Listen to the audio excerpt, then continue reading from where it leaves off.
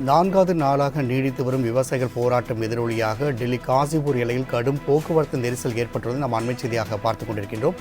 மேலும் கூடுதல் விவரம் செய்த நந்தினி வழங்க கேட்கலாம். நந்தினி, இது குறித்தான கூடுதல் விவரங்களை பதிவு பண்ணலாம்.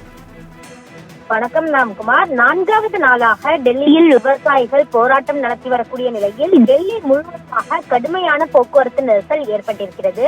விளைபொருட்களுக்கு ஆதார விலை, விவசாய கடன் தள்ளுபடி, விவசாயிகளுக்கு ஓய்வூதியம், மின்சார சட்ட திருத்த மசோதா ரத்து, விவசாயிகள் மீது பதியப்பட்ட வழக்குகள் ரத்து உள்ளிட்ட கோரிக்கைகளை முன்வைத்து விவசாயிகள் டெல்லியில் போராட்டத்தில் ஈடுபட்டு வருகிறார்கள்.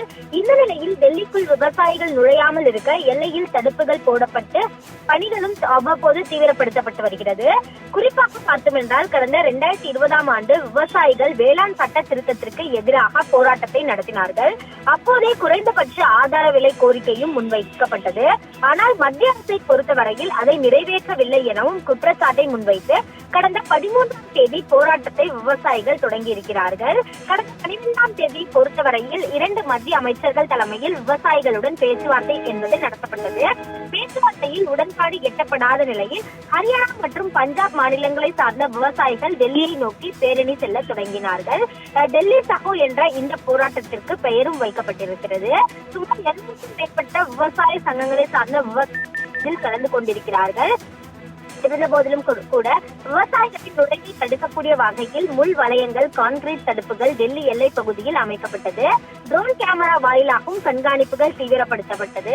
இருந்த போதிலும் அதையெல்லாம் தகர்த்தெறிந்துவிட்டு தொடர்ச்சியாக விவசாயிகள் முற்றுகை போராட்டத்தில் ஈடுபட்டு வருகிறார்கள்.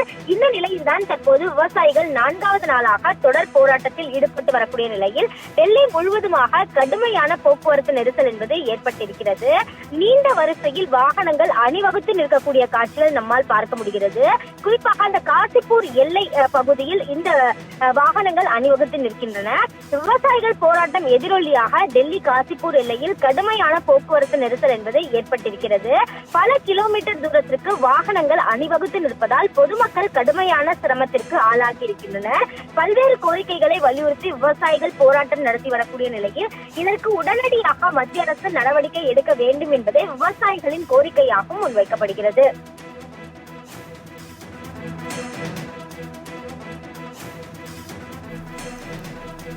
நந்தினி, தகவலுக்கு நன்றி.